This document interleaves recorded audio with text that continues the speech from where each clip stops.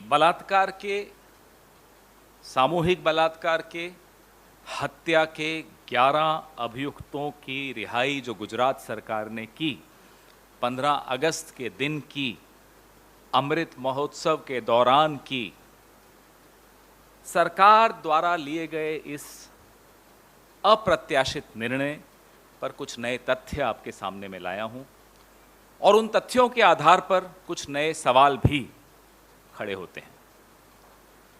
गुजरात सरकार का एक दावा है कि उक्त अभियुक्तों को माननीय सर्वोच्च न्यायालय के आदेशानुसार रिहा किया गया है। यह दावा गुजरात सरकार ने के अफसरों ने कुछ इंटरव्यूज में किया है। सच्चाई यह है कि माननीय सर्वोच्च न्यायालय ने गुजरात सरकार को 3 महीनों के भीतर निर्णय लेने का आदेश दिया था।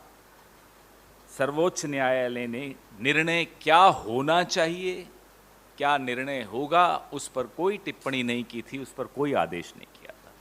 यह न्यायपालिका के आधार पर निर्णय नहीं लिया गया, यह कार्यपालिका का निर्णय है। This is an executive decision, not a judicial decision. ये बात हमें स्पष्ट तौर पे समझनी होगी, क्योंकि बार बार हमें भटकाया जाता है, लोगों को मूर्ख बनाने की कोशिश की जा रही है कि सर्वोच्च न्यायालय का आदेश था साहब इसलिए कर दिया।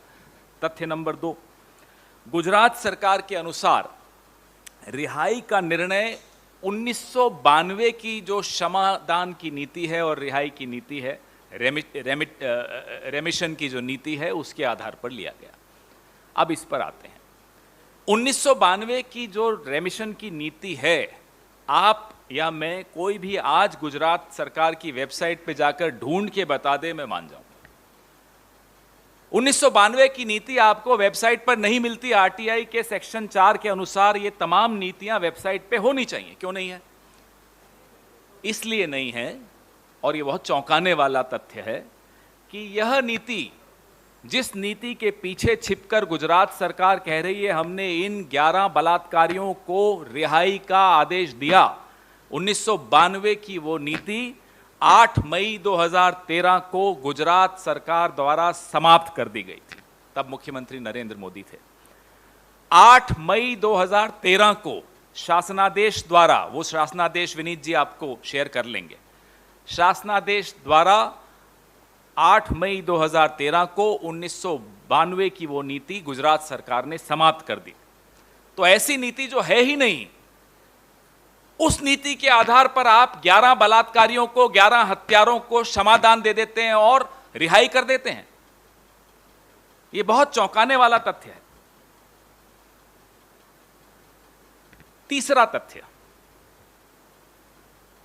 कोई ऐसा अपराध जिसकी जांच किसी केंद्रीय एजेंसी ने की हो, इस प्रकरण में सीबीआई ने की थी, उसमें क्षमादान या रिहाई का निर्णय अकेले राज्य सरकार नहीं ले सकती। सीआरपीसी का 345 सेक्शन 345 ऑफ सीआरपीसी के तहत राज्य सरकार को केंद्र सरकार की अनुमति लेनी होती है कोई क्षमादान करने के लिए या कोई रिहाई करने के लिए। मैं आपको उदाहरण देता हूं। तमिलनाडु की तत्कालीन मुख्यमंत्री स्वर्गीय सुश्री जयललिता ने स्वर्गीय राजीव गांधी जी के हत्यारों को इसी तरह की एक रेमिशन दी थी, क्षमादान दिया था। सुप्रीम कोर्ट ने तब यह आदेश जारी किया था, आदेश दिया था कि इसमें केंद्रीय जांच एजेंसी ने इस प्रकरण की जांच की थी, अकेले राज्य सरकार माफी नहीं दे सकती, क्षमादान नहीं दे सकती, रिहाई का आदेश नहीं दे सकती। CrPC section 345।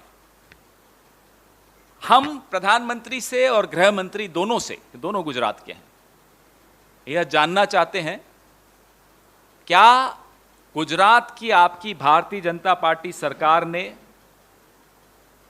आपसे यानी कि प्रधानमंत्री से या गृह मंत्री से अनुमति ली थी इन 11 बलात्कारियों और हत्यारों को क्षमादान देने के लिए और रिहाई करने के लिए?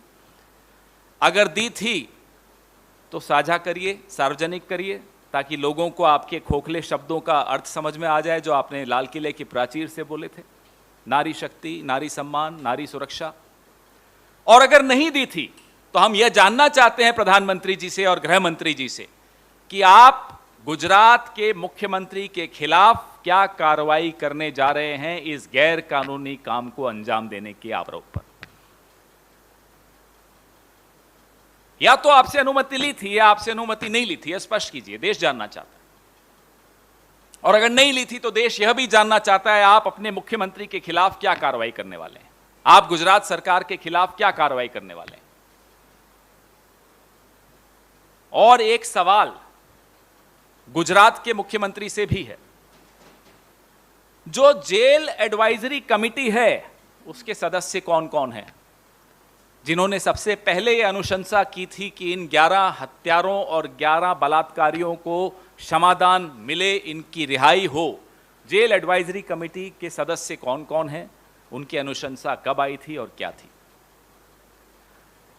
एक और सवाल हम गुजरात के मुख्यमंत्री से पूछना चाहते हैं, गुजरात सरकार से पूछना चाहते हैं कि 8 मई 2013 को जब 1992 की नीति वापस लेने का शासनादेश आया था, क्या यह शासनादेश माननीय सर्वोच्च न्यायालय के संज्ञान में लाया गया? अगर लाया गया तो सार्वजनिक करिए, और नहीं लाया गया तो आपके खिलाफ फिर एक और कार्रवाई बनती है। एक के बाद एक कानून तोड़े गए हैं, एक के बाद एक नियम तोड़े गए हैं। क्यों? क्योंकि 11 बलात्कारियों को, 11 हत्यारों को क्षमा देना चाहती थी गुजरात की सरकार और हो सकता है केंद्र सरकार। और एक सवाल हम सबसे है, मीडिया से है, इस समाज से है, हम सब तमाम विपक्षी दलों से है कि जिस निर्भया के प्रकरण में पूरा समाज एक आवाज में मांग कर रहा था कि एक कठोर सजा दी जाए बलात्कारियों को, आज चुप्पी क्यों है? मीडिया में वो चुप्पी क्यों है? बाकी विपक्षी दलों में वो चुप्पी क्यों है? समाज में वो चुप्पी क्यों है? अगर इस सवाल का जवाब हम लोगों ने आज नहीं मांगा एक दूसरे से, तो हमारा समाज बहुत तेज गति के साथ सड़ना शुरू कर चुका है और उसकी बदबू पूरे विश्व में फैलेगी। उसको रोकना जरूरी है, इसलिए ये सवाल पूछने जरूरी हैं। मजहब नहीं देखा जाएगा कि किसका बलात्कार हुआ, मजहब नहीं देखा जाना चाहिए कि किसने बलात्कार किया। बलात्कार हुआ, हत्या हुई, सजा होनी चाहिए, माफी नहीं मिल सकती है क्योंकि गैर कानूनी है।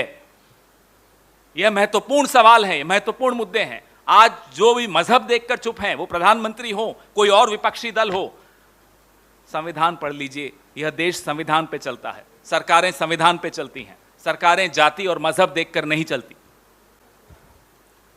The decision taken on the 15th of August, Amrit Mahotsav, by the Gujarat government of giving remission, giving a kind of pardon to the 11 convicts of gang rape, rape and murder, came as a shock to this country. Some new facts have emerged, therefore new questions have also emerged. Fact number 1, the Gujarat government claims that this remission was granted based on the orders of the Honorable Supreme Court. But the fact is that the Honorable Supreme Court had directed the Gujarat government to dispose this matter off within 3 months. The Honorable Supreme Court had not directed the Gujarat government to grant them this remission. So this misleading statement should not be made by the Gujarat government.